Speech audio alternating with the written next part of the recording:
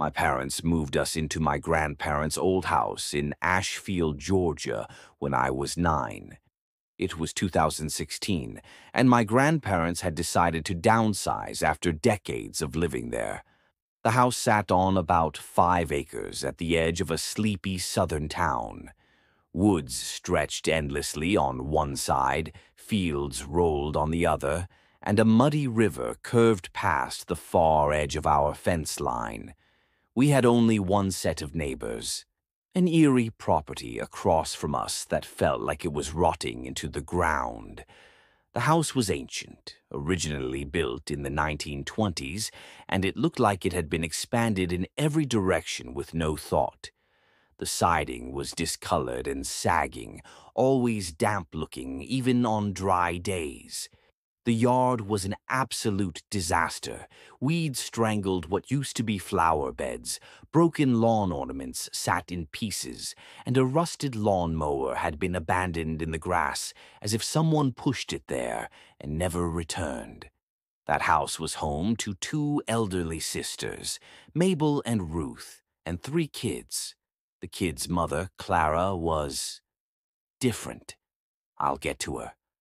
Mabel was the quiet one. She'd just sit in a faded rocking chair on their porch for hours, staring into the trees. Ruth was sharper, more vocal, but her body looked stiff like every movement hurt. The kids were their grandchildren, 2 little girls, Ivy and Cora, and their older brother, Darren. Darren was my age, and since we went to the same school, we got stuck together a lot. But I hated hanging out with him. He was strange. He had this unnerving way of smiling like he was imagining something violent.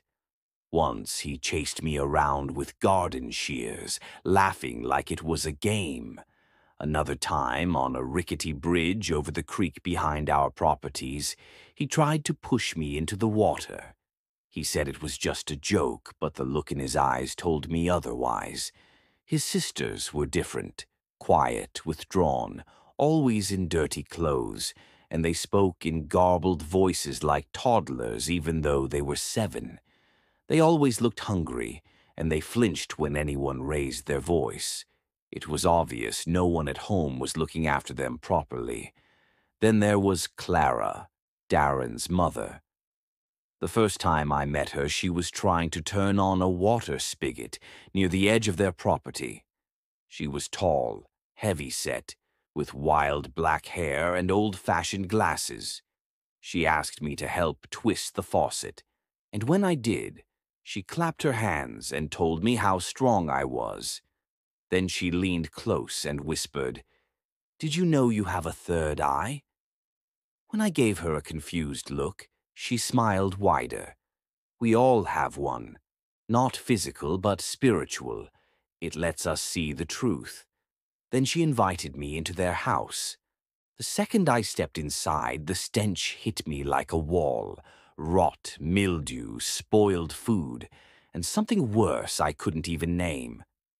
Trash was everywhere, dirty diapers shoved behind couches, plates of rotting food, and garbage bags split open.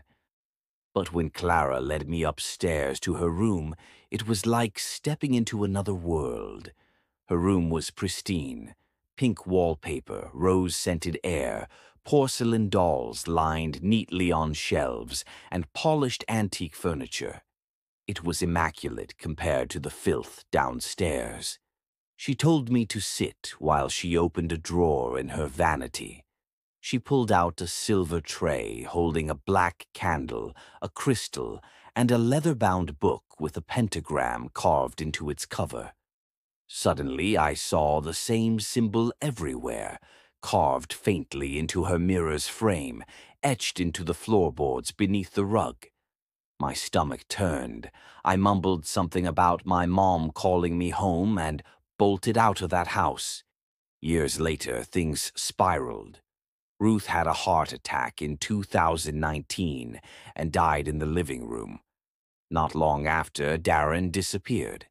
The story was that he tried to hurt one of his sisters and was sent away to a psychiatric hospital. That night, my parents sat me and my sister down and told us in no uncertain terms we were never to go near that family again. Eventually, the rest of them moved away, all except Mabel, who died alone in 2020. But the story didn't end there. A former teacher of mine bought the property and renovated it. She invited me over once to see the changes. Fresh paint, new floors, wide-open kitchen. It should have felt new. But when I stepped into what used to be Clara's bedroom, my skin crawled. I knew the pentagram was still beneath the carpet. I felt sick, like something was pressing in from the walls. A few years later, I was asked to dog-sit in that house. For the first few nights, it was fine. But on the last night, the dog started barking at the staircase. Then came a loud thump upstairs. I didn't wait. I ran. And now, in 2025, rumors have surfaced that Clara is still alive. Not just alive. She's running some kind of religious cult deep in the woods. Flyers are popping up everywhere. I can't explain it, but I know in my gut she brought something into that house, something evil that never left.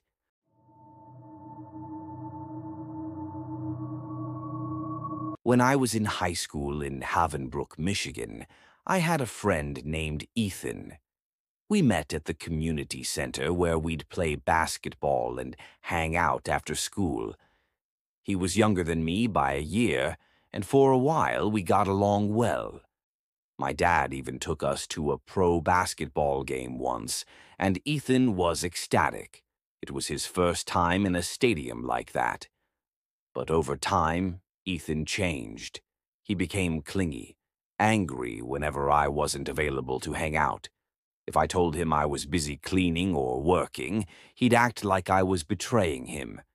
He had these bursts of temper that were unsettling. One evening, he showed up outside my apartment, unannounced, long after dark. He didn't knock or call. He just stood there, staring at me, silent before slowly walking away. The next day, I turned off my location sharing on Snapchat because it felt like he was tracking me. Then I heard something that chilled me. A mutual friend told me Ethan had held a knife to his ex-girlfriend's throat and assaulted her. That was it for me. I blocked him everywhere. But Ethan didn't let go. One night, while I was home alone, my parents had gone to dinner in the next town. There was a knock at my door. When I checked the peephole, no one was there. Minutes later, I glanced out my window and froze. Ethan was standing on the sidewalk, staring up at me. When I told him to leave, he raised his hand. He was holding a knife. I threatened to call the police, and he disappeared before they arrived. But I'll never forget the look in his eyes that night. Cold, focused, like I wasn't his friend anymore, just prey. I never saw him again. To this day, I believe he came to kill me that night.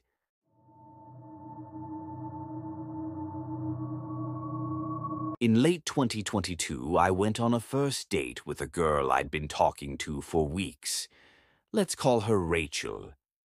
We decided to see a late-night showing of a horror movie at a small, run-down theater in Crestwood.